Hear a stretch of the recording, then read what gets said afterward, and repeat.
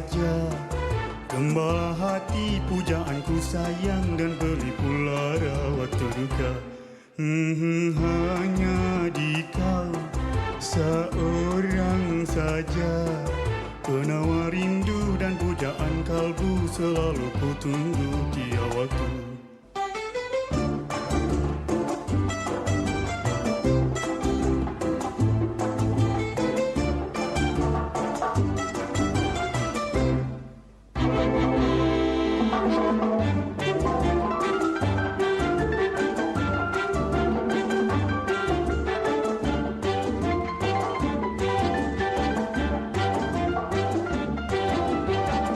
Bukan karena permata ataupun belian, budi bahasa tutur yang sopan yang ku harapkan. Hanyalah di kau yang ku nanti-nantikan, untuk menyatakan kasih dan idaman rindu dan riang.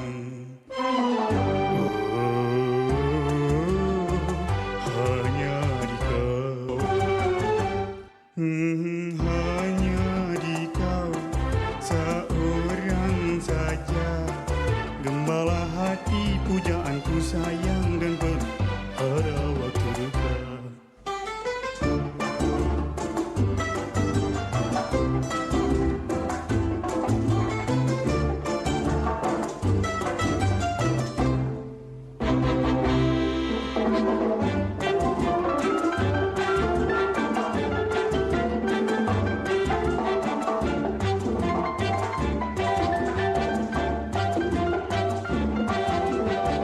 Bukan karena permata ataupun belian, budi bahasa tutur yang sopan yang ku harapkan.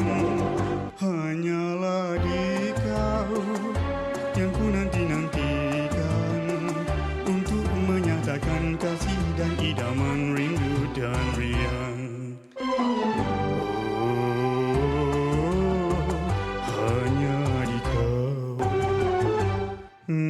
Hanya di kau seorang saja, gembala hati pujaanku sayang dan beri pula rawat duka.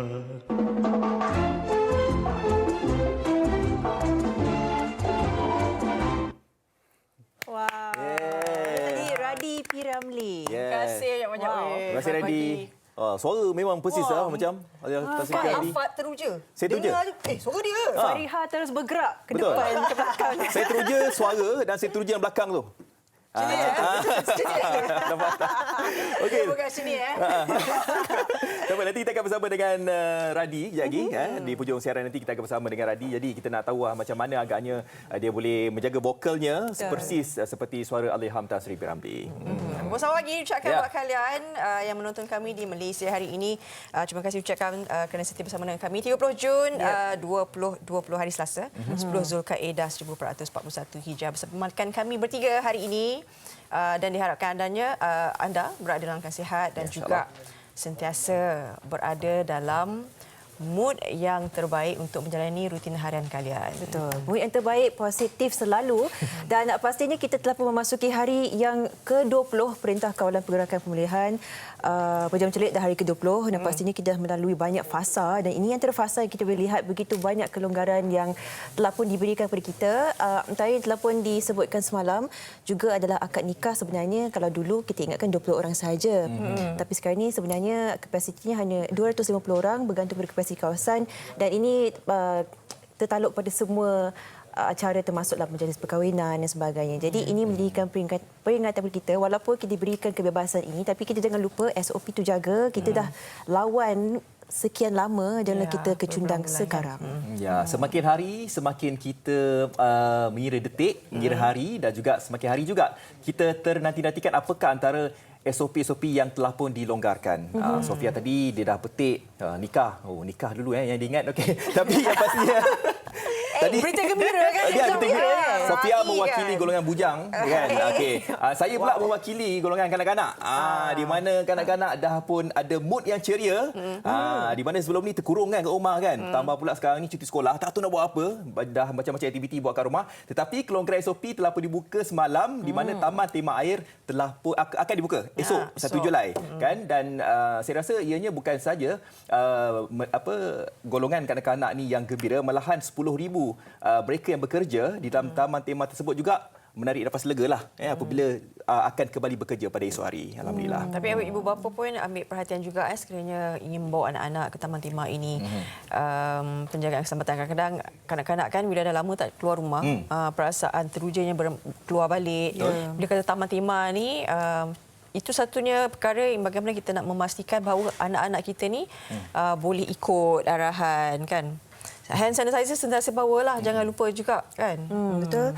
Yang kepada anda yang kaki shopping, yang suka pergi ke pusat membeli belah dan sebagainya, agaknya ini berkatakan berita baik kerana sebelum ni kalau kita masuk shopping mall pusat beli belah tu, setiap kedai, setiap checkpoint tu kita kena cek suhu badan dan sebagainya. Tapi sekarang ni hanya satu kali sahaja, iaitu bila kita memasuki kawasan itu. Jadi ini tertakluk kepada pastinya antara nombor yang kita telah pun lihat. Kalau melihat suhu setiap kedai itu agaknya berbeza, jadi agak sukar untuk mendapat satu kepastian adakah kita sihat atau tidak bila kita memasuki satu premis. Jadi ini antara yang telah pun ditetapkan untuk memastikan kita semua juga jangan leka dan jangan lupa untuk kita membawa hand sanitizer sendiri juga bila kita keluar. Ya, kalau cerita pasal suhu ni, saya ada satu pengalaman yang mungkin saya nak kongsikan lah. Yang tembak kat cap tu ke? Okey, tembak kat cap. Dekat topi tu satu perkara, tapi satu perkara saya pergi dekat salah satu restoran. Kan, saya daripada luar biasalah panas kan. Masuk-masuk je dia terus periksa tembak saya punya ni kan, suhu kan dekat kepala kan. Tahu tak apa? 38.5. Wow, Demam. Lepas tu Saya cakap apa demam pula kan, sebab tadi saya baru periksa tadi baru 37 2 macam itulah kan. Tapi kenapa 38 kan? Tapi nasib baiklah yang periksa suhu tu dia kata tak apa abang, standard lah ni. Abang ni luar panas kan. Jadi suhu dia memang panas. Tapi abang kena relax dulu dalam 10 minit. Saya periksa balik abang punya suhu. Boleh lah. Lepas tu periksa balik suhu, normal balik lah. Tak, yang tembak kat cap tu kenapa? Yang tembak kat cap tu kenapa? Itu saya nak beritahu sebab ada orang yang tak pandai untuk nak tembak tu. Saya dah beritahu kalau nak tembak tu nak periksa suhu badan kita, bukannya kalau nak tembak tu dekat cap. Angkat cap tembak kat dahi. Dekat cap tu dia dah suhu dia dah lain dah. Kan. Jadi itu kita kena tahu juga cara-cara untuk kita memeriksa suhu kita. Ini kepada mereka yang jaga premis perniagaan lah, yang duduk dekat barisan depan tu. Kadang-kadang tembak diri sendiri macam tu. Betul? Ada juga. Senang kan? Saya hampir kena ditembak hand sanitizer tu kat muka. Oh ya? Dia macam ni, betul serius. Saya macam dah. Okey. Baik, kita nak kongsikan juga tadi Sofia ada kongsikan sedikit kan berkenaan dengan fakta bagaimana suhu badan ni. Kalau dulu kan setiap kedai perlu diperiksa, dah ada kod tersendiri kan. Jadi alhamdulillah saya rasa ini salah satu daripada usaha ataupun cara penyelesaian lebih baik. Maknanya setarakan kan, macam MySejahtera itu satu dah cukup. Jadi ini yang dikongsikan di berita harian, periksa suhu badan sekali je. Sekali sahaja. Jadi pengunjung pusat beli belah bolehlah buat sekali saja kat pintu masuk utama. Di manakala premis perniagaan dalam kompleks terbabit hanya perlu mencatatkan nama pengunjung, nombor telefon bagi tujuan pengesanan kontak jika kes positif COVID-19. Setujulah sebab dalam kompleks pembeli belah tu sekarang ni apa yang kita lakukan adalah setiap kedai kena kod dulu kan. Betul. Kalau dah ada MySejahtera tu dah selari lah, dah selaras kan, senang, mudah. Jadi ini antara yang saya rasa baik, disambut baiklah oleh kami semua kan, terutamanya pengunjung. Kadang ambil masa juga nak beratur panjang dan sebagainya. Kadang-kadang nak beratur panjang tu penjarakan sosial pun tak terjaga juga. Ada setengah-setengah kedai sekarang ni malah tak ada. Dulu mula-mula ada yang garis-garis tu kan. Sekarang ada yang tak ada. Jadi ini hanya di pintu masuk utama sahaja. Tapi kalau yang nak scan apa sebut tu, yang nak masuk dalam premis tu, kan ada yang dia ada dua pilihan, sama ada kita tulis pakai pen ke kan, ataupun kita scan barcode. Tapi macam saya memilih untuk scan barcode lah. Sebab kita tahu bahawa kita tak tahu pen tu kan, sebab ramai sangat yang pegang kan. Ataupun mereka juga ada cakap kalau misalnya kata untuk warga mas yang mungkin ataupun orang yang tidak mempunyai, kadang orang ni masing-masing ada handphone, telefon pintar, tetapi tak tahu macam mana nak gunakan. Aku ni barcode ni nak kena download ke apa ni kan? Tak tahu kan. Tapi bagi saya bawalah pen sendiri kan. Boleh juga sebagai salah satu pemudah cara untuk kita. Okey juga. Langkah yang terbaik juga. Okey, saya teruskan di NST ini yang seperti disebutkan di Fazli tadi. Theme park elation and caution operators of these urban attractions are pulling out all the stops to make it a safe experience for visitors starting from July 1st. But many people remain nervous about the risk of COVID-19 infection in these places. Dan dikongsikan di sini juga, all visitors must register using the My Sejahtera application, have their temperatures taken and use hand sanitizers. Dikatakan di sini taman tema termasuk taman tema air akan dibuka bermula 1 Julai dan sebagaimana kita tahu yang disebutkan tadi 54 taman tema akan beroperasi tetapi perlu mengikuti SOP yang cukup ketat. Ini merangkumi antara penggunaan aplikasi MySejahtera, suhu badan perlu dicatat dan hand sanitizer. Dan paling penting sekali adalah sebenarnya untuk memastikan penjarakan sosial seperti Fariha sebutkan tadi, itu antara cabaran kalau kita cakap berkenaan kanak-kanak, anak kecil sebagainya. Bagaimana sebenarnya kita memantau situasi tersebut dan adakah terdapatnya orang kata resources ataupun mereka staf yang cukup untuk memantau pergerakan setiap seorang yang berada di dalam taman tema itu. Jadi penjarakan sosial itu nombor 1 dah yang ditekankan. Dan bagi anda kalau anak ibu bapa yang mungkin agak khawatir, tak semestinya dibuka taman tema itu kita terus serbu kan. Ya. Kita tunggu dulu, kita melihat bagaimana SOP sebenarnya dijalankan sepenuhnya selepas ini. Jadi saya tengoklah taman tema tu besar mana kan. Kalau misalnya kata hadnya tu, ruangnya untuk kita nak mandi tu kecil, hadkanlah kemasukan kan. Mungkin ada masa-masa tertentu ke bagi sejam ke 2 jam ke untuk setiap pusingan untuk mereka yang nak bermain air di sana. Okey, daripada berita harian NST, okey ni yang saya nak kongsikan di Harian Metro. Surat 17 cerita berkenaan dengan mangsa banjir di Sabah terus meningkat. Kita doakan baik-baik sahaja ya untuk mereka yang berada di Sabah. Okey. Baik, okey, jumlah mangsa banjir di beberapa daerah terjejas di Sabah meningkat mendadak dan 15 pusat pemindahan sementara PPS dibuka hingga jam 12 tengah hari semalam. Pengarah Angkatan Pertahanan Awam APM Sabah merangkap Sekretariat Pengurusan Bencana Sabah, Kolonel Kamal Mokhtar berkata jumlah mangsa terjejas banjir di sana direkodkan seramai 1,210 orang. Dan menurutnya lagi 15 PPS dibuka antaranya di Kota Belot, Papar, Penampang, Tenom dan juga Beaufort. Okey, dan itu dia banyak juga semakin hari semakin ramai juga masa-masa yang terjejas ini di Sabah dan daerah-daerah pun telah pun ditambah seperti mana saya katakan tadi ada 15 PPS yang telah pun dibuka. Jadi kita pun nak bagi tahu, saya rasa mereka yang terjejas banjir ini saya rasa setiap tahun mereka tahu dah. Mereka dah tahu dah masanya bila kan, apa yang harus mereka lakukan. Betul. Tapi perlu untuk kita ingatkan, kita kena bersiap siagalah kan. Apa-apa sahaja barang peribadi yang mungkin barang yang berharga lah, kad pengenalan, dokumen pastinya kan. Kita kena pasti pusat pemilihan kat mana dan semua sekali. Jangan kita dah terkena baru kita nak cari informasi tu agak terlambat lah. Baik, itu antara yang terpapar di segala akhbar hari ini dan pastinya kita banyak pengisian yang menarik. Selepas ini kita akan bincang berkenaan garis panduan pengurusan pembukaan sekolah dan kita melihat bagaimana sebenarnya persiapan Kementerian Pendidikan Malaysia untuk memastikan keselamatan anak-anak kita. Sebelum tu kita ada banyak kisah yang nak dipaparkan. Makan arnab tak? Tidak. Makan arnab ke? Taklah, nak tanya sebab bikisan kita ni semua arnab. Sedap ke? Sate arnab ke? Sate arnab. Anak goreng? Tapi Janganlah tanya. Aduh. Nak jawab pun semua salah. Jangan. Tak, ada. Yelah, kita tahu ada yang kesian. Betul, macam saya kesian lah kan. Ada segelintir. kalau kesian tak boleh makan. Terpulang kepada individu. Jangan pula nanti kecam lah. Oh, Faria makan arnab. Bro.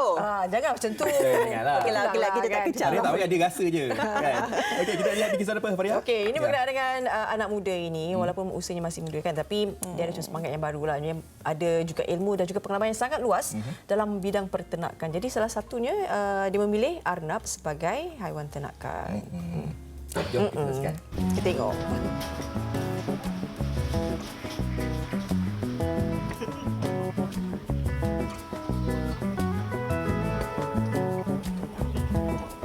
Mengusahakan ternakan di usia muda bukanlah sesuatu yang mudah. Apatah lagi dengan kemunculan perniagaan lebih moden bergerak seiring dengan kepesatan teknologi. Berusia 20 tahun, anak jati Selangor ini mengambil langkah berani untuk menceburi bidang peternakan. Berbekalkan minat terhadap bidang keusahawanan, menguatkan lagi azamnya untuk berjaya. Minat dari kecil sampai besar macam tu lah minat dia. Itu kebetulan saya ambil bidang pelajaran kos veterina juga. So kira ada macam berkaitan lah kira. Itu yang mantapkan lagi ilmu tentang perubatan apa semua penyakit haiwan. Usaha anak sulung daripada 8 beradik ini mendapat perhatian pelanggan dari serata pelosok negara, antaranya Muhammad Syahrul Nizam. Kualiti yang ada pada anaknya ini antara faktor utama kepuasan para pelanggannya. Saya dapat tahu dari member, dari media sosial, dari Facebook. Tujuan saya beli ini untuk menambah saya punya pelajaran saya di rumah lah. Kat sini harapnya dari lebih kualiti lah, lebih besar lagi sihat, comel lagi.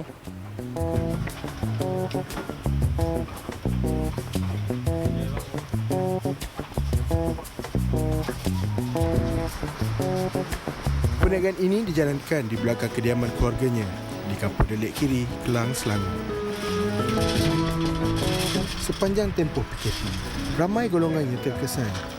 Penuntut universiti jurusan veterina ini antara individu yang turut terpalit pada waktu sukar dunia. Sepanjang PKP, cabaran dia itulah nak keluar beli makanan semua terjejas. Lepas tu bila dah 2-3 minggu lepas tu dia ada kebenaran kelonggaran kan. Tu terus beli banyak terus. Sebab dekat kedai yang saya pergi tu ada juga dia putuskan stok. Alasannya sebab PKP, lori tak masuk. So saya dah risau lah sebab makanan takut tak masuk kan. Bila dah dekat sebulan juga lah. Dah sebulan tu saya terus beli banyak terus. Yang ni bulu dia macam kat kapet kan. Betul-betul. Saya begitu teruja sekali kerana kini saya bersama dengan 5 ekor anak yang begitu comel dan begitu sihat serta mempunyai warna-warna yang berlainan.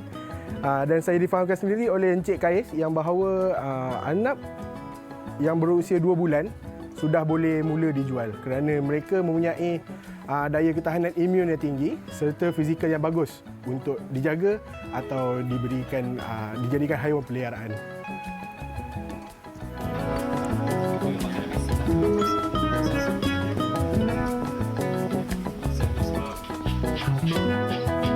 Berusia 44 tahun, Jurash Kamarudin antara tulang belakang yang memberi sokongan penuh kepada Kois.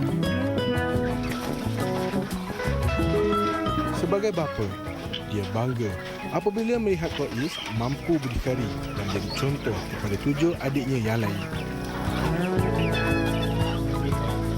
Dari kecil lah saya perasan dia memang minat dengan haiwan. Saya minat tapi masa tak ada, jadi saya bela sikit-sikit dulu kan. Lepas tu tengok dia pun sama macam saya ikut. Saya bela bagi makan ayam semua, dia ikut. Jadi saya biarkan dia sendiri, lepas tu bila dia dah pandai tu, saya biarkan dia sendirilah. So terus dia dah boleh berdikari lah, tengok sendiri haiwan-haiwan. So dari situlah dia berkembang. Dengan usaha yang dijana sejak 2 tahun lalu, Kois mampu memperoleh pendapatan purata lebih RM2,000 sebulan. Di samping minat, semangat ini boleh dijadikan inspirasi buat generasi muda. Baik, itulah kita paparkan sebenarnya antara berkat usaha dan sifat ingin berjaya yang telah pun diterapkan. 2 tahun sahaja telah pun kita melihat satu kejayaan yang cukup bagus bagi anak muda ini. Kepada anda yang baru saja bersama kita, selamat pagi dan terima kasih kerana menonton Malaysia hari ini. Di segmen pertama kali ini kita akan membincangkan sebenarnya apa yang boleh kita tahu berkenaan garis panduan pengurusan pembukaan sekolah. Seperti mana kita tahu banyak ibu bapa sebenarnya masih khawatir, masih tidak tahu apakah yang boleh dilihat apabila kita bercakap berkenaan SOP dan prosedur yang akan dijalankan di setiap sekolah. Dan untuk membincangkan, kita bersama dengan Tuan Haji Azman Talib, Timbalan Ketua Pengarah Pelajaran Malaysia, Sektor Operasi Sekolah, Kementerian Kesihatan Malaysia. Assalamualaikum. Kementerian Pendidikan. Maaf, Kementerian Pendidikan Malaysia. Ya, terima kasih. Apa khabar hari ini? Alhamdulillah, sihat, syukur adanya. Terima kasih kerana meluangkan masa. Terima kasih kembali, insyaAllah. Mungkin Tuan boleh kongsikan bersama kita berdasarkan pemantauan setakat ini, telah pun kita lihatkan, adakah ini dikatakan salah satu permulaan yang bagus atau tidak bila kita membuka semula sekolah-sekolah kita? Soalan yang cukup baik sebenarnya. Kementerian Pendidikan mengambil masa yang agak panjang untuk memastikan bahawa pelajar-pelajar yang dibenarkan untuk kembali ke sekolah ini betul-betul bersedia dari segi keselamatan, kebersihan dan sebagainya yang perlu kita pastikan terlebih dahulu sebelum mereka kembali ke sekolah. Sebab itulah garis panduan pengurusan pembukaan semula sekolah ini disediakan terlebih awal. Sebab kita tahu setiap ibu bapa sebenarnya ada kebimbangan dalam diri mereka. Betul. Mereka risau untuk menghantar anak mereka ke sekolah dan pada masa itulah Kementerian Pendidikan menyediakan garis panduan yang sebegini rupa penuh dengan maklumat dan garis panduan ini menjurus kepada perkara-perkara yang perlu dipatuhi oleh semua pihak yang mengendalikan sekolah, yang menguruskan pelajar dan sebagainya untuk memastikan segala prosedur ini dipatuhi dengan maksimumnya. Jadi perkara ini perkara yang sangat penting dan sekarang ya kalau ditanya tahap keyakinan, ibu bapa semakin yakin untuk menghantar anak mereka ke sekolah. Pastinya ini dengan satu mungkin proses yang mengambil masa untuk mendapatkan semula keyakinan ibu bapa untuk memastikan keselamatan anak-anak ya. Dan ini sendiri adalah garis panduan. Mari kita tunjukkan kepada kamera mungkin garis panduan pengurusan pembukaan semula sekolah disediakan sendiri oleh Kementerian Pendidikan Malaysia. Mungkin Tuan boleh kongsikan apakah sebenarnya mungkin proses yang dilalui untuk memastikan setiap aspek dirangkumi secukupnya dalam garis panduan ini. Ya, terima kasih.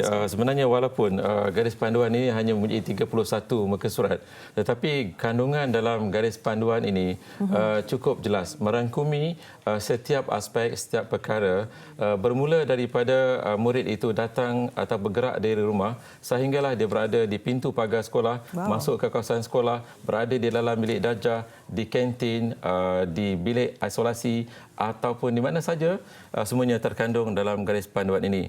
Dan bukan saja untuk keperluan atau kegunaan kepada pentadbir sekolah, tetapi semua pihak yang berada di sekolah, pengendali kantin, pengusaha makanan, pekerja pembersihan dan sebagainya, perlu juga mengetahui semua garis panduan dan SOP yang terdapat dalam garis panduan ini.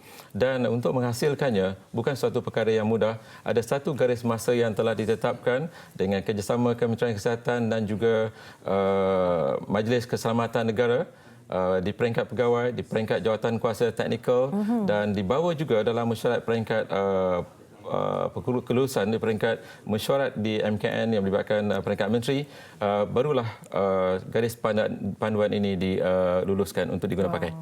Mengambil masa yang cukup panjang dan ada sesi perbengkelan, diskusi, simulasi, sumbang saran dari pelbagai pihak, kerajaan, swasta dan sebagainya untuk memastikan bahawa segala-galanya ini berada dalam keadaan sekolah 100% siap siaga tanpa sebarang isu. InsyaAllah kita bersedia menerima pelajar itu kembali untuk melaksanakan PDP secara rasminya di sekolah. InsyaAllah. Ya. Dan kalau boleh saya sentuhkan sedikit, mungkin antara kerisauan ibu bapa adalah mungkin bagi mereka anak-anak pelajar yang lebih muda. Kerana kita faham setiap kematangan pelajar itu adalah berbeza berdasarkan umur. Dan Kementerian Pendidikan Malaysia mengambil langkah untuk membenarkan tingkatan 5 dan 6 untuk memulakan sesi persekolahan. Apakah mungkin sedikit sebanyak rasional yang membuatkan keputusan ini rasanya adalah paling terbagus buat ketika ini, Tuan? Ya. Pada 24 hari bulan Jun yang lalu, Kementerian Pendidikan telah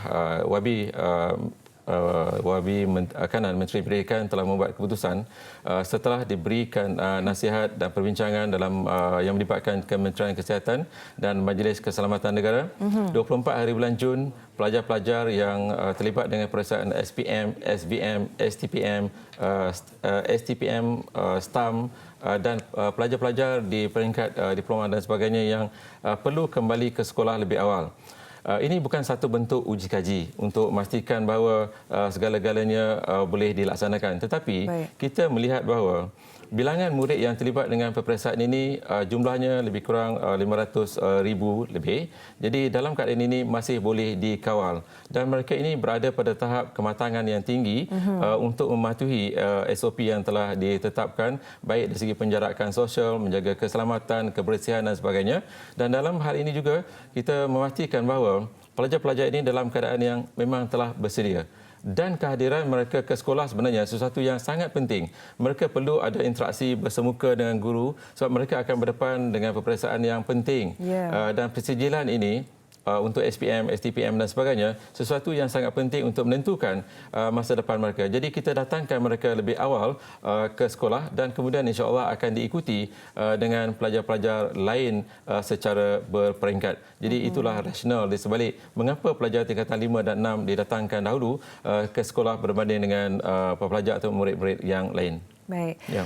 Tuan, kalau saya tanyakan sedikit, saya terfikir sebenarnya antara yang memainkan peranan yang cukup besar adalah berada di sekolah iaitu guru-guru.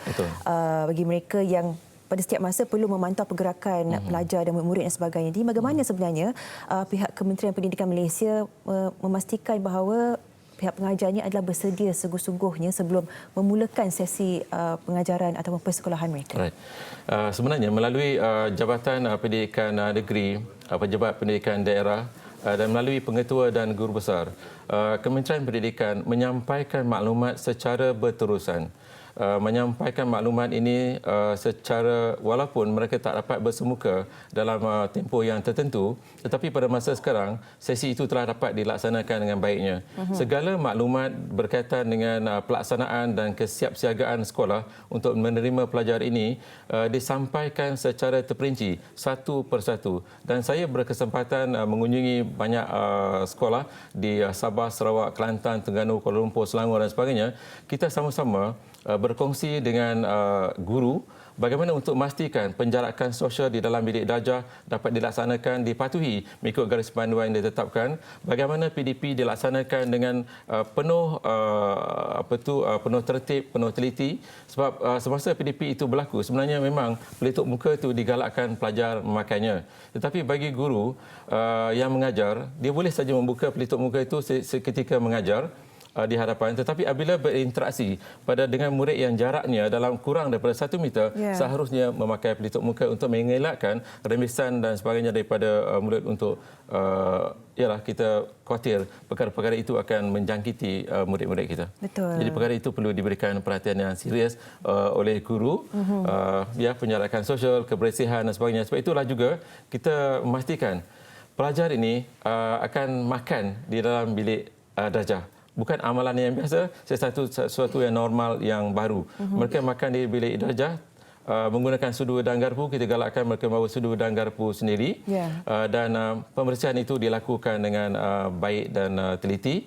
Dan dalam keadaan ini, murid itu perlu menjaga kebersihan diri, keselamatan mereka kita jaga. Guru juga memberikan perhatian memantau perkara ini supaya pelajar itu dalam keadaan yang cukup selamat, cukup bersih, cukup bersedia untuk meneruskan PDP. Saya cukup pasti yang bagi pihak Kementerian Pendidikan Malaysia cukup mempunyai satu semangat dan penekanan yang telah pun ditelitikan untuk memastikan segalanya telah pun dibincangkan sebelum sekolah dibuka. Tetapi, Tuan, apa yang kita risau sebenarnya, walaupun kita mempunyai garis panduan ini, hakikatnya kita masih hidup dalam satu perjuangan menentang COVID-19 lagi. Kita masih belum menang sepenuhnya. Dan ini memang satu hakikat yang perlu kita terima. Kita sekarang hidup dalam keadaan yang kita ada COVID-19. Bagaimana sebenarnya kita ingin memastikan bahawa risiko bagi anak-anak ini, pelajar ini adalah berkurangan daripada permulaan mereka keluar dari rumah, perjalanan ke sekolah dan sebagainya. Secara menyeluruh, adakah terdapatnya sesuatu yang boleh kita perlihatkan atau perhalusi lagi untuk memastikan keselamatan mereka? Saya sangat setuju dengan kenyataan itu. Sebenarnya hakikat yang perlu kita terima ialah COVID-19 ini, virus COVID-19 ini sentiasa berada bersama-sama dengan kita. Kita perlu menyesuaikan diri kita untuk hidup bersama-sama dengan virus berkenaan yang kita tak tahu dan tak nampak di mana virus itu berada. Penyesuaian diri kita terhadap COVID-19 ini perlu dilakukan, baik dalam masyarakat diri kita sendiri ataupun yang utama ialah pelajar-pelajar atau murid-murid kita. Jadi dalam hal ini, seperti yang saya sebutkan tadi, bermula dari sekolah. Jika ibu bapa mendapati anak mereka demam, ada gejala-gejala yang tidak sihat itu, jangan dihantar ke sekolah. Di pintu pagar sekolah, memang suhu badan murid itu diambil setiap hari dan direkodkan untuk memastikan bahawa hanya pelajar yang kurang daripada suhunya 37.5 saja yang dibenarkan masuk ke kawasan sekolah. Pengalaman kita menunjukkan bahawa murid yang berjalan kaki melebihi 1 kilometer dari sekolah, berjalan kaki, mereka akan ada tendensi, kecenderungan untuk suhunya melebihi 37.5. Dalam keadaan ini kita benarkan mereka berehat sekejap, diambil suhu kali kedua, direhatkan juga kalau masih lebih, dan selepas itu kalau Selepas 3 kali, kita minta ibu bapa mereka untuk mengambil mereka semula. Itu di pagar sekolah. Tetapi bila masuk ke kawasan sekolah, semua garis panduan yang telah ditetapkan, baik pergerakan mereka di sekolah, kalau diperhatikan sekarang, ada kebiasaan yang tak ada dahulu. Ada laluan sahala diletakkan untuk mereka untuk menuju ke kantin, ke tandas, dan tandas pula yang saya lihat ada diletakkan label-label tertentu. Di dalamnya mungkin ada 6 mangkuk tandas dan sebagainya. Dalam hal ini ada sekolah yang membuat satu inovasi, diterbalikkan. Jika hijau, tanda di luar itu hijau, maksudnya ada tandas yang kosong. Kemudian kalau merah sedang digunakan. Jadi kalau semuanya merah, tak ada siapa pun murid yang dibenarkan masuk ke dalam kawasan tandas itu, dan mereka tunggu sehingga kosong baru dibenarkan masuk. Jadi tidak ada perkumpulan yang ramai di dalam tandas berkenaan. Itu dalam tandas. Belum lagi dalam bilik darjah dengan penjarakan sosial yang kita kawal begitu begini dan sebagainya. Ini satu yang penting untuk dipatuhi oleh murid dan paling penting diselia oleh guru yang mengajar murid berkenaan. Pastinya inilah maksud norma baharu dan sudah tentu ia juga mengajar kita, tak kira tenaga pengajar ataupun pelajar dan murid sekalipun, yang disiplin kita itu adalah cukup penting sekali. Dan kami doakan segalanya dipermudahkan dan semoga sesi persekolahan kita diurus dengan baik, insya-Allah. Ucapkan terima kasih kepada Tuan Haji Azman bin Talib, Timbalan Ketua Pengarah Pelajaran Malaysia, Sektor Operasi Sekolah, Kementerian Pendidikan Malaysia, kerana meluangkan masa bersama kita hari ini. Terima kasih kembali, dan kita doakan semoga pelajar yang kembali ke sekolah, yang sedang ada di sekolah tingkatan 5 dan 6 dan pelajar-pelajar lain, dan pelajar yang akan datang ke sekolah selepas ini, insya-Allah satu harapan dari Kementerian Pendidikan, kita bersedia untuk menerima pelajar dalam keadaan yang selamat, insya-Allah. Insya-Allah. Amin. Terima kasih Tuan. Pastinya kita harap agar anda bersedia, terutama kalau anak-anak anda akan memulakan sesi persekolahan tidak lama lagi. Baik, kita akan berehat seketika. Sekembalinya antara topik yang kita akan bincangkan bersama Fazli Fuad, lemas di musim cuti sekolah. Segalanya di Malaysia hari ini. Terima kasih.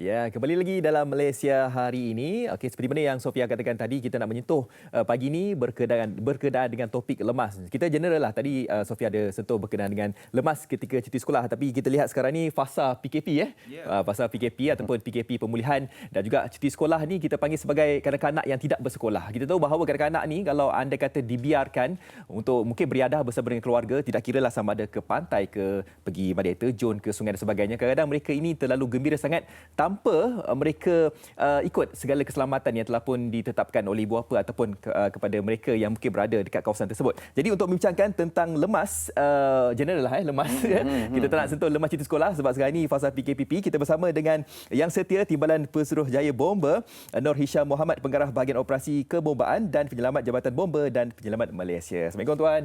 Waalaikumsalam warahmatullahi wabarakatuh. Sekali lagi kita bersama Malaysia hari ini. Terima kasih. Kalau anda masih ingat, kita cerita berkenaan dengan serangan tebuan ya. Ya, betul. Ya, dan sekarang ini kita fokus berkenaan dengan lemas ni. Ya, Okey. betul. Dalam fasa PKP ni, PKP pemulihan ni, bagaimana Tuan melihat kadar statistik? Mungkin adakah berlakunya penambahan mereka yang lemas ni atau bagaimana? Tuan. Terima kasih.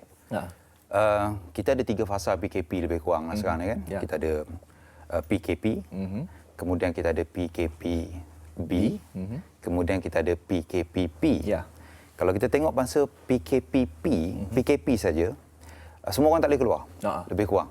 Semua orang tak boleh keluar kecuali essential service, dan semua duduk rumah, tak pergi orang cakap mandi, tempat beriadah. Berlaku penurunan lebih kurang 40% berbanding tahun lepas tempoh yang sama.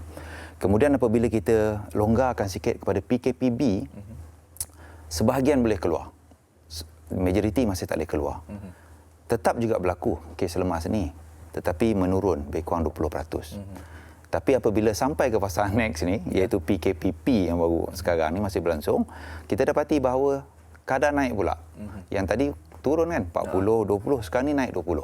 So sampai untuk PKPP ni kita dah ada 17 kes. Berbanding tahun lepas kita ada 14 kes saja yang berlaku lemas di seluruh negara lah. 17 kes ya. 17 kes untuk PKPP saja. Dan kita bukannya nak melihat fokus utama kita kepada mungkin kanak-kanak yang lemas ni tetapi golongan dewasa juga boleh lemas kan. Semua. Kita tahu bahawa banyak punca lah berlakunya lemas ni. Tuan, antaranya ada mereka yang sekadar mungkin tidak pandai berenang tetapi mungkin mereka ingin bermain air sahaja. Kita sedarkah kita bahawa terlalu banyak punca-puncanya dan kalau sekarang ni kalau misalnya contohlah kalau mereka yang berada di kawasan persekitaran air terjun. Kita tak tahu air terjun ni kita lihat airnya tenang sahaja tetapi pusaran air itu juga main peranan punca lemas ini. Betul. Sebab kita tengok Kemalangan ini, lemas ini dia ada banyak tempat lokasi kan. Saya setuju dengan Fazli kata tadi, salah satunya ialah sungai.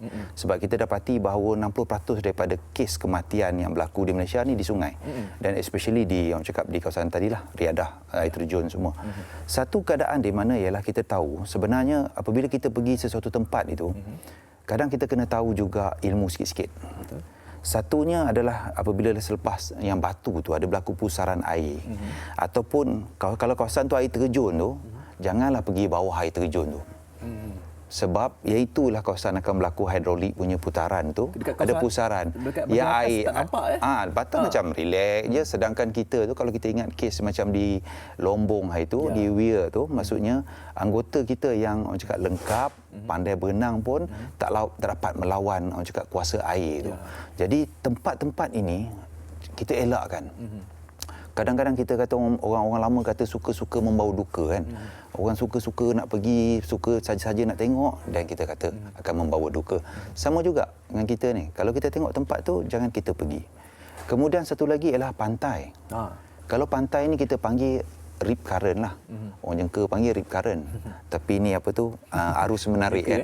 Orang Jengka panggil rip current lah kalau kampung saya kan. Dia apa tu arus menarik tu. Arus menarik ni kalau perasan kalau boleh perhatikan tu, kita tengok di pantai tu terutama ketika air surut. Dia nampak berbuih kan, selalu pantai ombak tu berbuih kan. Dan ada satu tempat yang dia tak pernah ada buih. Tempat tu tenang, dia bawa ke dalam. Jangan masuk kawasan tu. Kita kena tahu jangan masuk kawasan tu. Kalau kita tengok pada hal laju air tu sebenarnya Olympic swimmer pun tak boleh lawan. Dia punya tarik you ke dalam. Olympic swimmer pun tak boleh. Tak boleh.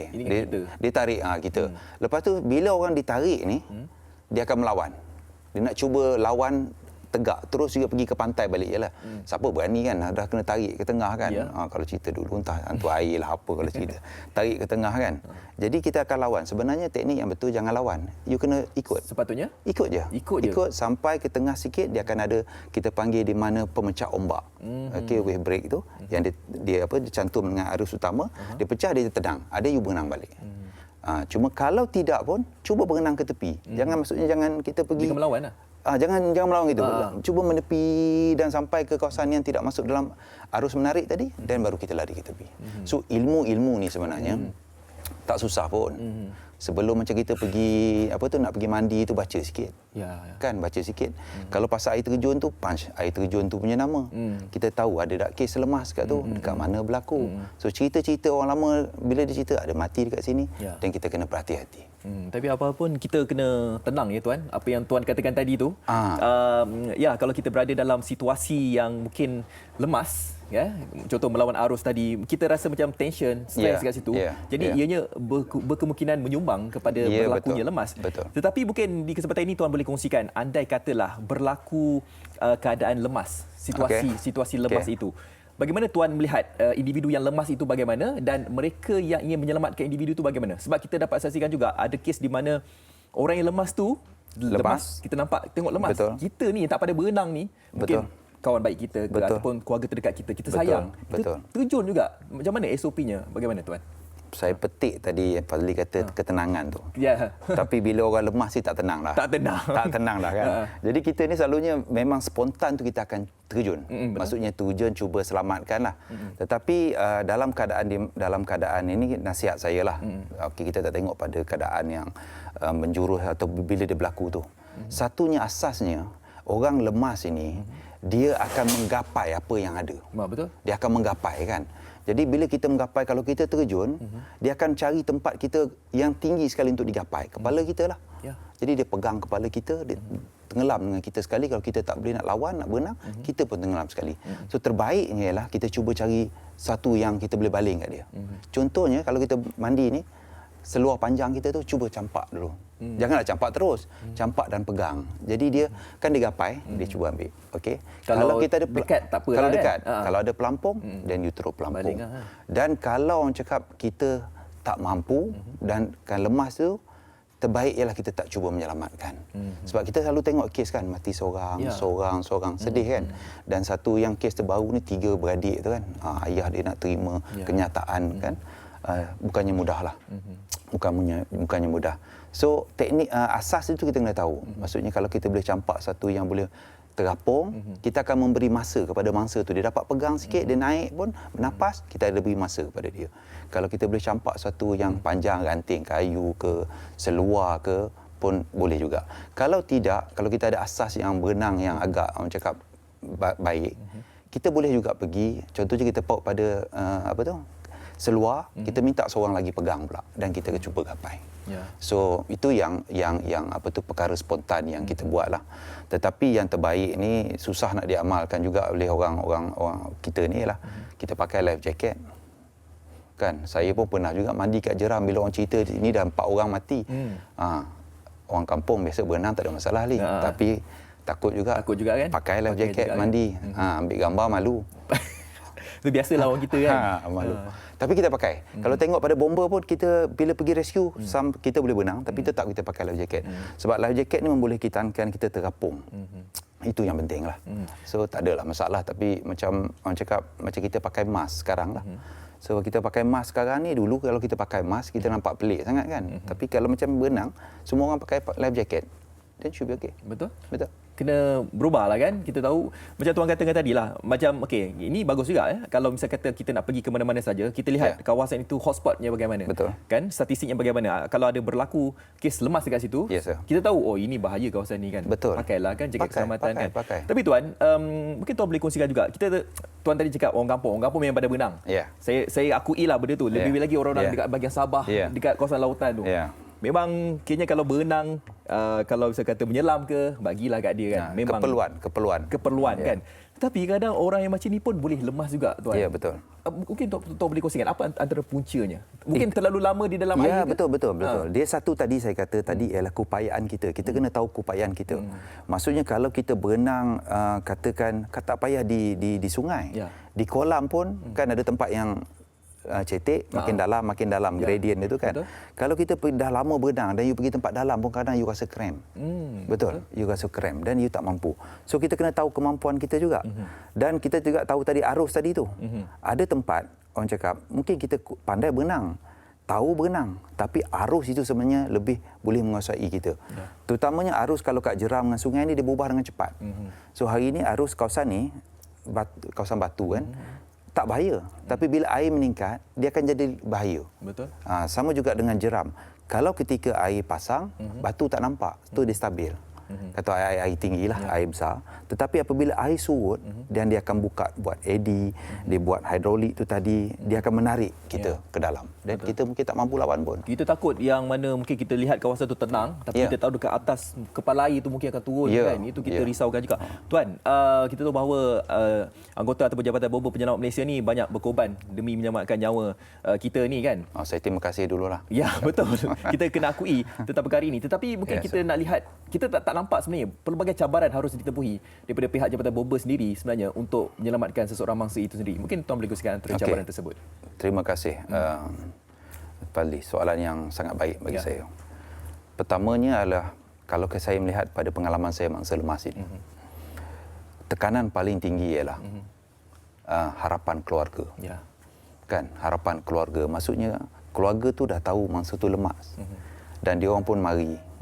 Dia orang pun datang ramai-ramai, lain kawan, sahabat, tunggu. So pengharapan itu yang paling kita cakap cuba penuhi itu menjadi sebagai penyelamat tu kita rasa sangat. Apabila kita balik pada operasi nak maklum belum jumpa lagi. So itu paling berat kita buat. Selain daripada itu kita juga melihat kepada keadaan semana. ada keadaan di mana kita kata kekerapan tinggi berlaku di tempat yang biasa dan kita boleh jangka jeram. Tetapi dalam masa yang sama juga kita kena faham bahawa macam saya kata tadi, air berubah-ubah. Kita punya risiko pun sama juga. Kita nak turun itu, kita kena baca betul air dan kita kena pastikan bahawa kita punya pegawai dah patuhi SOP yang betul dan make sure dia orang ni selamat. Kan kita nak orang, takut kita yang tak selamat. Ketiganya ialah saya beritahu juga kita punya cabaran yang paling utama dalam kita punya ini ialah kita dapati bahawa salah satu daripada aspek pengambilan utama jabatan tadi, bomba tadi, kita ambil pegawai, kita tidak test pegawai kita ini diuji boleh berenang ke tidak. Bukan salah satu daripada kriteria. Tetapi apabila kita masuk dalam servis, kita pakai baju bomba, orang expect kita pandai berenang. So kita pun dah migrate, sekarang bermula pada tahun lepas kita mula latih pelatih asas kita tu ialah teknik asas berenang. Supaya membolehkan bahawa kalau berlaku, auzubillah min zalik, insiden yang kita berada di situ, kita boleh mengambil langkah awal untuk menyelamat. Itu yang kita cuba lakukan. Part of SOP, kita ada pasukan khas, 45 pasukan khas yang terlatih itu, memang kita sentiasa kukuhkan pasukan tersebut. Ya, baik. Boleh saya ini mungkin kita boleh mengambil pendekatan untuk mungkin belajar asas lah kan, berenang kan. Bukan kita bertujuan kita nak belajar berenang ni untuk kita menyelamatkan nyawa orang, tapi untuk diri kita sendiri juga kan. Okey, terima kasih diucapkan kepada Yang Setia Timbalan Pesuruhjaya Bomba, Nur Hisham Muhammad, Pengarah Bahagian Operasi Kebobaan dan Penyelamat Jabatan Bomba dan Penyelamat Malaysia, kerana sudi hadir bagi berkongsi tentang buah fikiran isu kita ataupun topik kita lepas ketika musim cuti sekolah ataupun PKPP ini. Okey, kita nak berhenti berehat seketika. Sebentar lagi kita akan bersama dengan Fariha. Fariha akan bersama dengan Datuk Seri Dr. Muhammad Uzair Mahidin, Ketua Perangkaan Malaysia, bagi membincangkan topik banci Malaysia. Segalanya dalam Malaysia hari ini.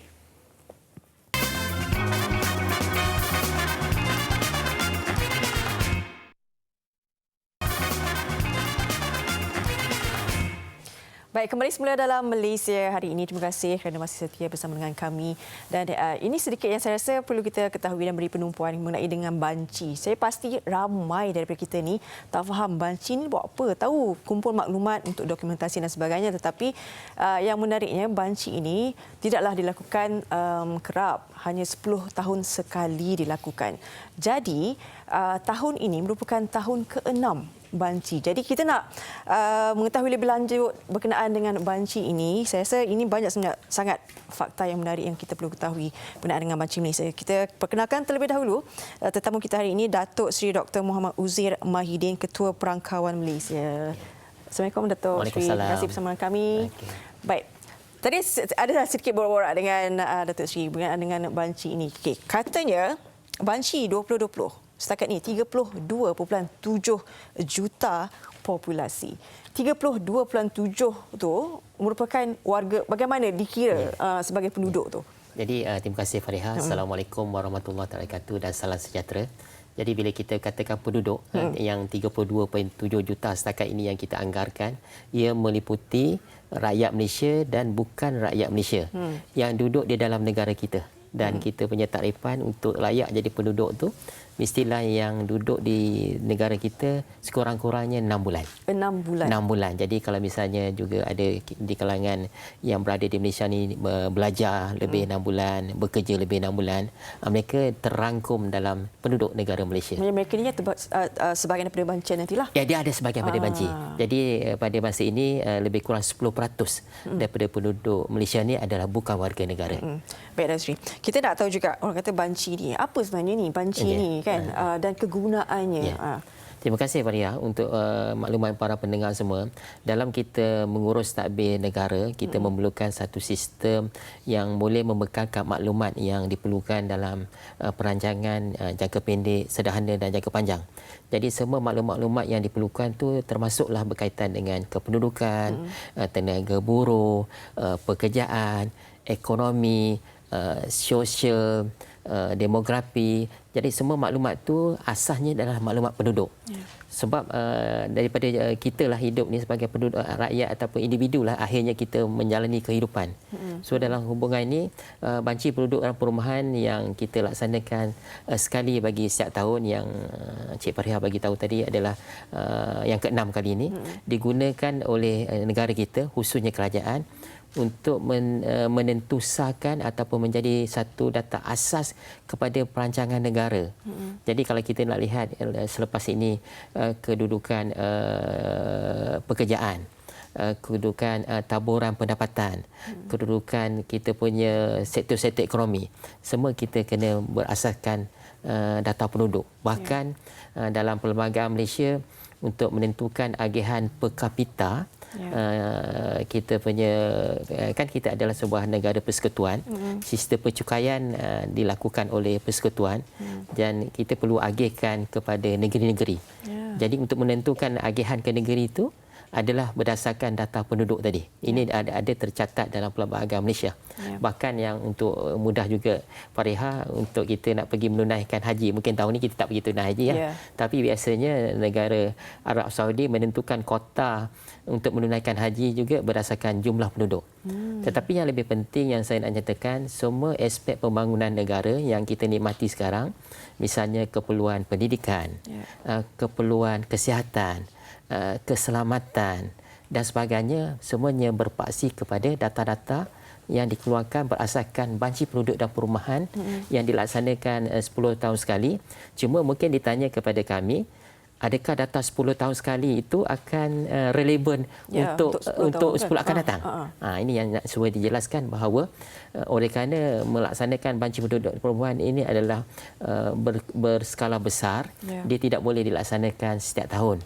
Cuma ia memberikan data asas yang komprehensif, manakala dalam konteks melihat data selepas itu, Jabatan Perangkat melaksanakan survey yang dipanggil survey yang kita laksanakan menggunakan kaedah saintifik untuk kita melihat kedudukan parameter yang berkaitan lah, sama ada setiap bulan ataupun suku tahunan ataupun tahunan. Dan banyak data-data kalau yang kita lihat baru ni kita keluarkan kedudukan kadar pengangguran pada bulan April yang baru ni. Ianya adalah berasaskan data penduduk asalnya. Tetapi bila kita nak lihat kadar pengangguran sekarang, kita laksanakan survey lah, survey yang dijalankan dari masa ke semasa. Tapi saya kira banci ini juga sebenarnya bukannya baru kan? Benda sejarah ini dah lama. Dah lama tahun 70 lagi. Kalau kita baca buku sejarah sekalipun, negeri-negeri Selat telah dimulakan pada 1840 oleh pihak British, betul. kan? Kemudiannya negeri-negeri Melayu bersekutu. Jadi maknanya satu yang perkara yang kita perlu mengetahui, sistem statistik negara kita telah bina mulai yang secara selepas civilization yang terkini itu ada 1949.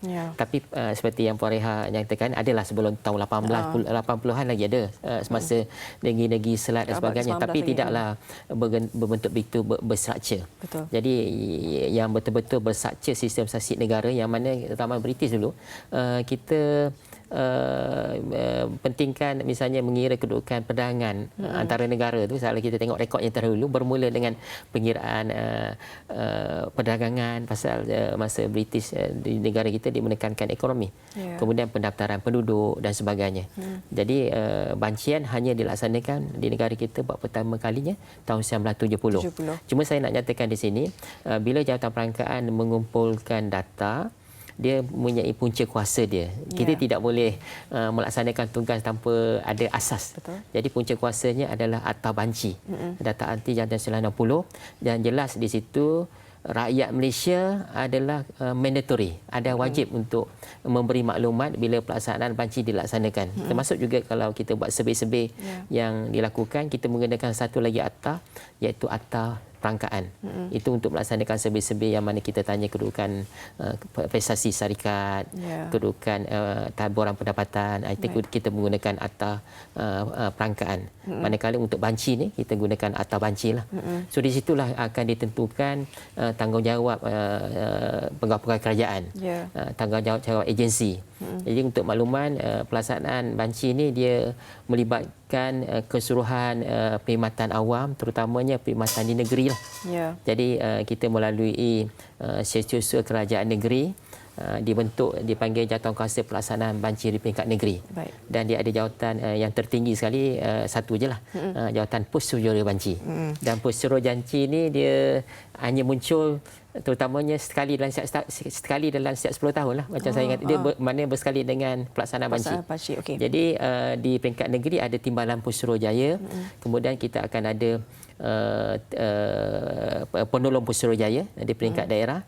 Biasanya DO ataupun yang dipertua kerajaan tempatan, dan kemudian dia ada penguasa daerah, yang kemudian kita ada penyelia yang paling melaksanakan kita punya frontliner banci ni adalah pembanci. Ini urus takbir lah. Urus takbirnya.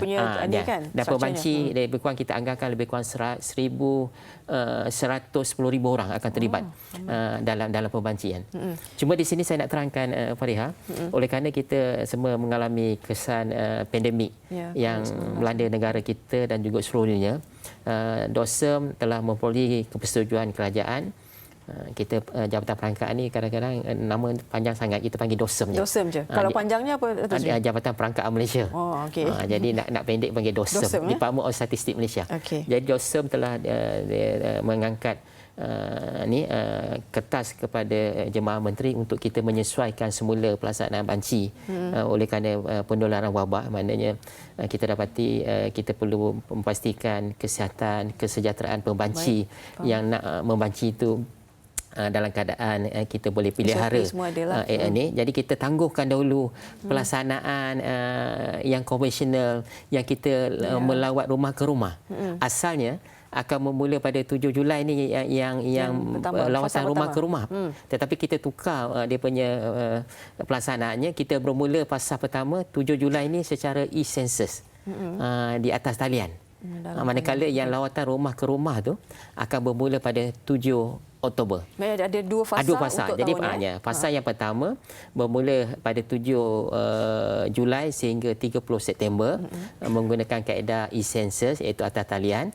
Manakala bermula pada 7 Oktober sehingga 20 Oktober akan laksanakan lawatan rumah ke rumah, iaitu pembancian secara konvensional yang biasa orang nampak kita datang tanpa kad dan sebagainya. Itu kita akan laksanakan daripada bulan Oktober. Jadi secara ringkasnya kita akan ada dua fasa pelaksanaan banci. Ini adalah satu keistimewaan kali ini, dan itu yang saya nampak dengan berlakunya wabak ni sebenarnya ada perkara-perkara baru yang tidak pernah dilaksanakan sebelum ini kita laksanakan. Ini satu pembaharuan dan juga pendekatan, mungkin ada kebaikannya. Terutamanya dengan adanya e-census yang panjang ni, jadi kemungkinan akan ada ruang dan peluang untuk orang ambil masa sedikit untuk mereka respon secara atas talian. Dan ia memerlukan satu keadaan di mana penyertaan yang menyeluruh. Jadi bila tempoh masa yang panjang, masing-masing boleh bertenang, dan kami di perangkaan dan di pihak kerajaan akan terus menerangkan pentingnya untuk rakyat Malaysia menghantar maklumat yang lengkap dan komprehensif bagi tujuan menghasilkan data-data yang diperlukan oleh negara. Maknanya kalau misalnya rakyat Malaysia ingin menyertai ataupun menyokong untuk banci tahun ini kan, ke-6 ini, mensensus tu jadi untuk makluman Fariha, kita menggunakan beberapa pendekatan untuk e-census ini. Pendekatan pertama, kita akan menghantar kad. Jadi kita kena pasti terutamanya responden-responden ataupun penduduk-penduduk yang duduk di kawasan bandar lah, terutamanya kawasan-kawasan yang kita kata akses pada internet mudah, laju dan sebagainya. Lebih kurang 3 juta, kita sasarkan 3 juta. 3 juta isi rumah. Jadi isi rumah satu orang lebih kurang 4. Jadi kalau kali dengan 3 juta lebih 12 juta. Kemudian kita juga membuka ruang kepada yang tak terima jemput, ni kata kad ni kalau jemputan lah. Kad jemputan. Yang mana dekat ni nanti akan ada, kita akan minta mereka register dan ada password. Bagi tak menerima kad tadi, mereka juga boleh mendaftar secara pra e-census kepada kita punya laman portal, dan juga kita akan buka apa dipanggil yang kita pergi dengan orang ramai letak meja kerusi tu, kita panggil apa tu? Kita buka booth ke? Buka booth di tempat-tempat di negeri, di kawasan untuk mereka mendaftar. Dan kerana kita nak menekankan perkara ini ialah untuk e-census ini kawalan supaya yang menjawab tu benar-benar orang, bukan mesin lah. Maknanya kita akan ada password, dan kita akan bagi password secara email dan secara OTP. Kita sedang berbincang supaya yang akan menjawab e-census ini akan menjawab dengan rasa selesa, dan maklumat yang dihasil itu adalah maklumat yang kita terpelihara dia punya keselamatannya. Itu yang pentingnya, sebab penting. Sebab kadang-kadang orang takut banci ni betul ke kita punya maklumat ni dirahsiakan, maklumat dikongsikan ni kan, takut ada jawab bocor. Jawapan betul. Ya. Jadi yang saya nak sampaikan di sini ialah kita hampir menghampiri 7 Julai ini, lebih kurang 7 hari. Just nice 7 Julai, 7 hari lagi. Seminggu lagi. Dan insya-Allah kalau tidak ada arah melintang, majlis pelancaran pelaksanaan banci yang kali ke-6 ni akan disempurnakan oleh yang amat berhormat Perdana Menteri kita. Ini untuk kita mengukuhkan kesedaran tentang pelaksanaan kali ini, dan yang paling penting ialah bagaimana semua rakyat Malaysia merasakan the ownership, kepunyaan pelaksanaan banci ni. Dia banci ni bukan untuk sesiapa, untuk diri sendiri. Sebab akhirnya apa yang dilaksanakan tentang keperluan kesihatan, tempat keselamatan, untuk siapa, Fariha? Untuk kita lah kan. Jadi jangan nanti bila kita tidak memberi maklumat yang lanjut, bila kita berhajat keperluan keselamatan, persekolahan, infrastruktur dan sebagainya, kita berkata-kata. Sedangkan waktu kita diminta untuk memberi kerjasama, tak nak. Cakap belakang mak. Itu sebab sedang kita tengah banyak menyediakan video-video klip untuk memberi kesedaran ni. Pentingnya dia punya critical success adalah kerjasama dan komitmen semua untuk melaksanakan pelaksanaan banci ini. Ini bukan pelaksanaan hanya berkaitan dengan dosa kerajaan atau sebagainya. Ini adalah berkaitan dengan rakyat. Dan ini adalah projek pembangunan. Dan dia tidak datang setiap hari, dan dia hanya 10 tahun sekali. Jadi siapa yang berada pada kali ini, dia adalah insan-insan yang teristimewa. Kenapa istimewa, Fariha? Sebab mereka yang beri maklumat tu, walaupun mereka dah tak ada dari atas muka bumi, tapi membantu untuk perancangan hadapan. Dan dia punya sumbangan tu akan berterusan. Walau itu yang katakan, ini antara kata orang yang beragama Islam adalah ilmu yang bermanfaat yang akan digunakan oleh orang ramai. Contohnya data tahun 70, kemungkinan yang dah membagi maklumat tahun 70 dah tak ada dah. Tapi maklumat tu masih disebut, masih digunakan dalam statistik. Dia ada dipanggil prediktif, unjuran ke hadapan, untuk melihat apa yang berlaku. Kalau kita pun tak lahir lagi tahun 70, dengannya ada data banci, kita tahu apa berlaku tahun 70.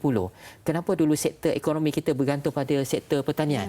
Mana data-data ini memperlihatkan. Ini sumbangan besar sumbangan rakyat Malaysia. Ini saya nak tekankan, semua orang bertanggungjawab. Jadi kita boleh tahu macam mana perubahan pola pekerjaan daripada ekonomi pertanian kepada ekonomi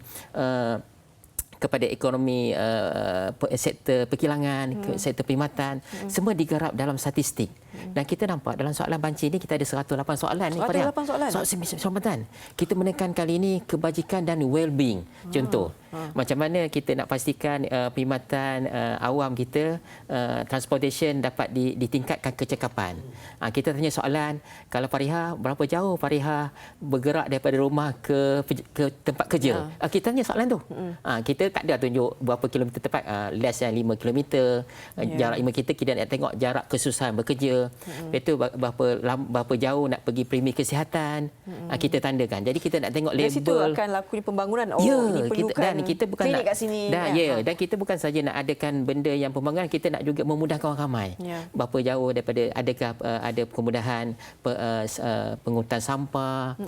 Bahkan kita nak melihat rakyat Malaysia yang sihat dan cergas. Kita tanya juga berapa jauh daripada premis kemudahan kecergasan.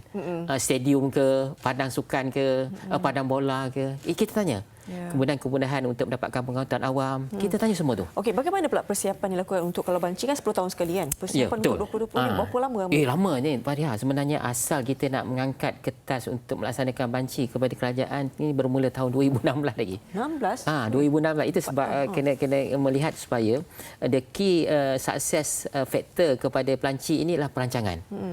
Mungkin orang nampak 7 tu, tetapi untuk sampai 7 tu nak execute tu, dia punya asalnya perancangan. Sebenarnya di peringkat sekarang antara ingredient atau konten utama persiapannya, Fariha, ialah senarai tempat-tempat kediaman. Kita panggil dalam bahasa statistik listing. Mana kita dah senaraikan semua tempat-tempat kediaman di Malaysia. Kita ada lebih kurang 9 juta. 9 juta. Seluruh negara termasuk sama ada di bandar luar bandar.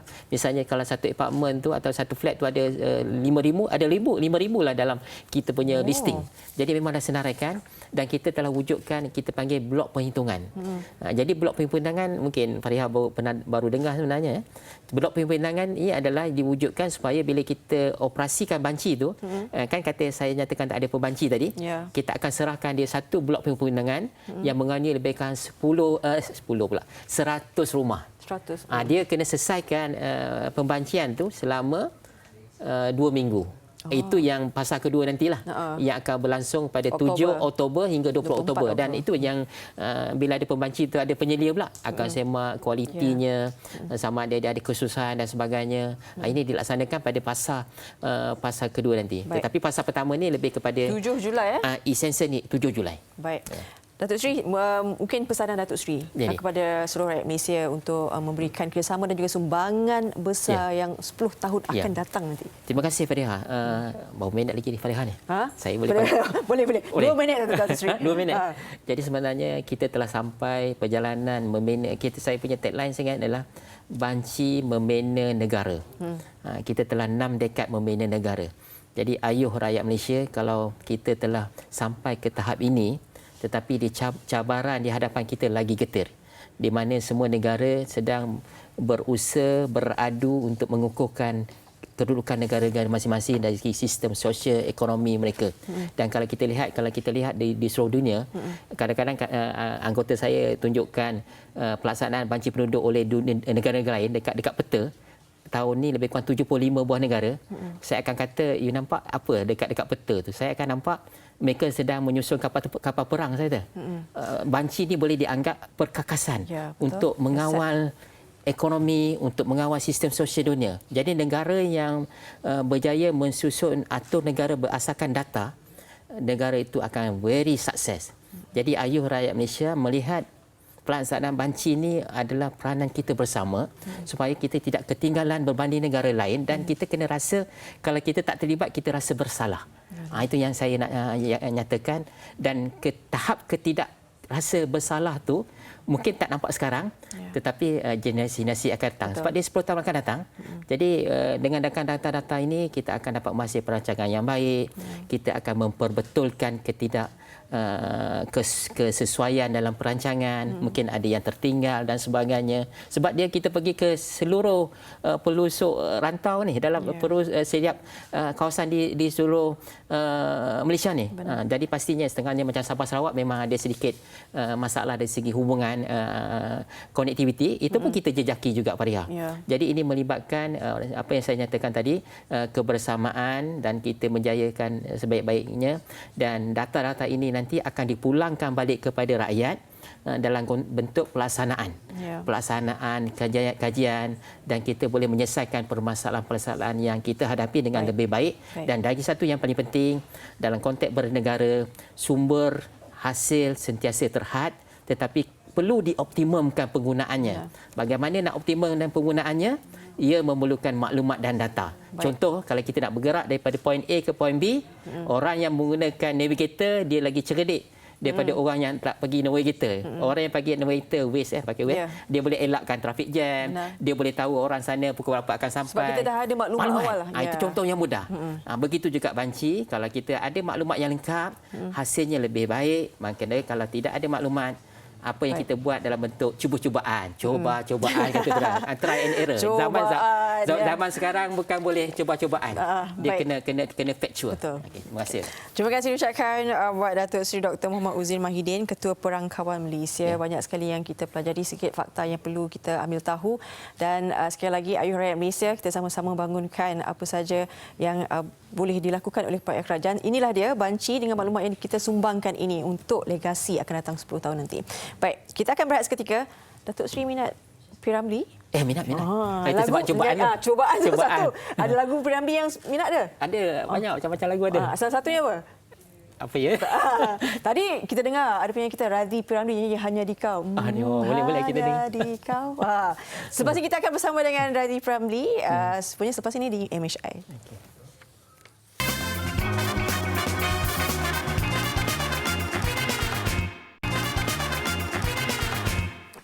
Baik, saya cuba untuk nak cakap macam sorry P. Ramlee tapi okey, apa dialog dia? Okey, kembali lagi. Tak getilah cakap. Dia asalkan dengung suaranya jadi. Itulah dia. Radhi dah ajar dah cara untuk kita nak meniru gaya P. Ramlee kena dengungkan sikit. Dengungkan sikit. Kita bersama dengan Radhi P. Ramlee. Terima kasih. Tadi bersama kita dengan Hanya di Kau. Sekarang ni cuba cakap, kita nak dengarlah cakap. Dialog. Dialog dalam cerita P. Ramlee. Ni bapak, saya anak. Okey. Pak, ya, sekarang sudah pukul 2. Bapak belum tidur lagi? Sebab aku menunggu kau pulang. betulkah kau tak menjadi? Ni bapa ke anak semua balik. Semua dia sapu. Itu yang saya nak masuk. Tapi Brady lebih dikenali, dia orang Melaka. Kalau pergi Melaka, orang cakap, oh ini Piramli Melaka, betul? Ya, saya lebih dikenali dengan lagu-lagu Allahyarham masa muda. Macam lagu Hanya Di Kau tadi itulah. Tapi macam mana boleh tahu bahawa macam ada bakat yang menyerupai suara Tan Sri Piramli? Saya memang minat bukan daripada lahir lah, daripada kecil lagi. Abang saya, keluarga saya memang minat Allahyarham. Jadi kita selalu tiru, tapi bila kita nyanyi depan kawan, orang kata sama pula. Ada macam Piramli ya. Itu yang kita dapat scan kat situ. Kita ada baca artikel yang awak melaburkan wang untuk membeli pakaian semua untuk menampakkan persis Piramli kan. Penampilan. Kenapa rasanya penampilan tu dia kena sejajar dengan suara, dengan nyanyian? Kalau macam pakai baju biasa, pakai baju model tak boleh? Kita kenal Allahyarham memang orang yang smart lah. Pakaian, dari segi lakonan, dari segi nyanyian memang dia jaga. Jadi kita nak ikut sebiji memang tak dapat. Jadi kita sekadar minat untuk hilangkan rindu mereka yang minat Allahyarham. Pagi tadi kami bertiga, tengok step awak menari yang Hanya Di Kau tu tau. Comel. Dia ajar itu pun macam mana belajar step tu? Macam mana? Cuba ada yang pusing tu. Ajar sikit. Di tangan dengan kaki tu macam mana? Dia comel. Apa? Tak ada tadi. Tapi comel juga lah. Okey, dalam banyak-banyak mungkin dialog percakapan nyanyian Allahyarham Tan Sri Piramli kan, ada tak yang macam susahlah nak meniru aksi tu ataupun percakapan ke apa ke? Susah. Ya, ada yang susah lah, part yang susah. Ada tak? Kalau ikutkan semua susah bagi saya lah. Tapi kita kena selalu latihan. Yang paling susah bagi saya, dia menyanyikan satu lagu tu dengan penuh perasaan. Dia menghayati lah. Menghayati sampai kat orang. Awak berusia 29 tahun kan? Dah ada isteri, ada anak. Apa sampai tahap tu anak sampai apa? Tak tahu. Tanya ni. Tanggapan isteri macam mana? Memang dia dah support sejak hari pertama ke ataupun dia macam dah kenal tu baru dia mungkin dia memberikan sokongan? Jauh lagi. Saya menyanyi daripada saya sekolah lagi. Bertanding sekolah. Jadi dia kenal saya pun memang saya dah menyanyi. Dia terimalah, dia bagi support. Yang pernah dia menyanyi lah. Tak ada. Pernah tak cuba ni lagu biasa je, macam tak ada suara Piramli tapi orang kata tak payahlah buat suara Piramli lagi sedap. Ke macam mana? Pernah. Ramai yang kata teruskan lagu suara Piramli lah biasa. Okey. Tapi dengan cerita juga yang itu kata nak buat album kan? Single. Single. Macam mana dengan single tu? Single ni selepas ni saya akan nyanyikan. Itu Terlena. Siapa yang ni buat lagunya, liriknya? Pencipta lagu ni Hasan, Encik Hasan daripada pemain gitar bekas gitar lead kumpulan Iklim. Cipta lagu, lirik Hasan, si Safwan. Hasan ke Safwan? Cik Safwan. Cik Safwan. Yang buat dia punya melodi tu Hasan. Dia punya music video yang belakang ni Memang awak pilih nak dapatkan feel nostalgia ni, memang pilihan awak dah. Ya. Ini lagu Terlena. Terlena. Jadi dia punya lagu seakan-akan macam lagu Allahyarham Tan Sri Piramli jugalah.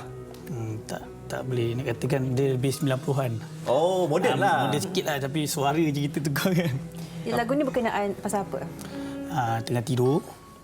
Dia terlena tu, sambil duduk tu terlena, dia teringat kekasih Barkah dia. Habis tu dia bercinta lah dalam cerita tu.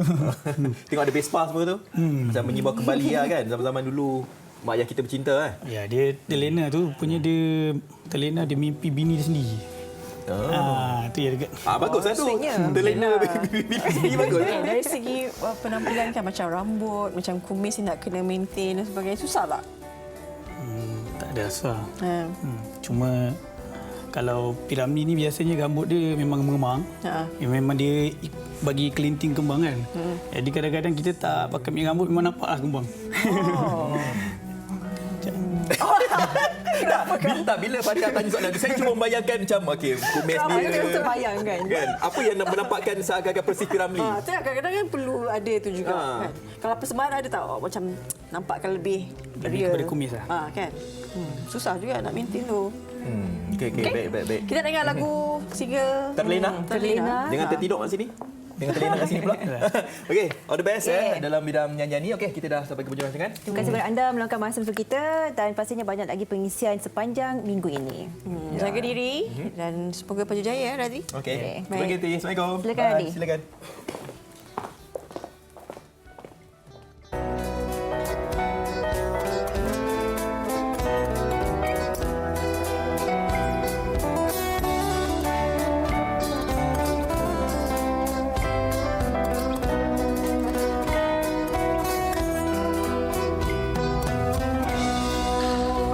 Sedang bertanding wajahmu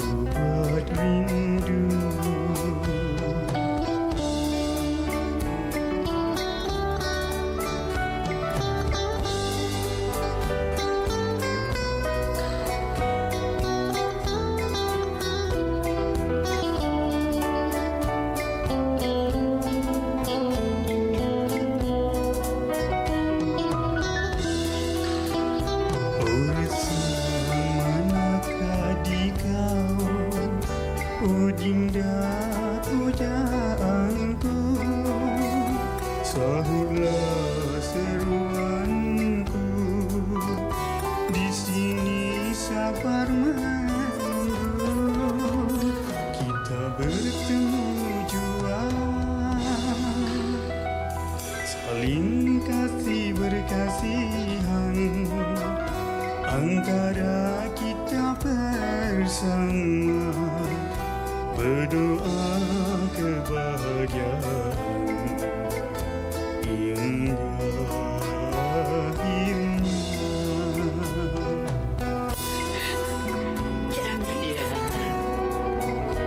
Kalau matanya marah tak? Tidak. Cik Ramli, pernahkah Cik Ramli duduk dengan perempuan macam ini sekarang? Macam ini? Lalu, tapi dekat lagi macam ini.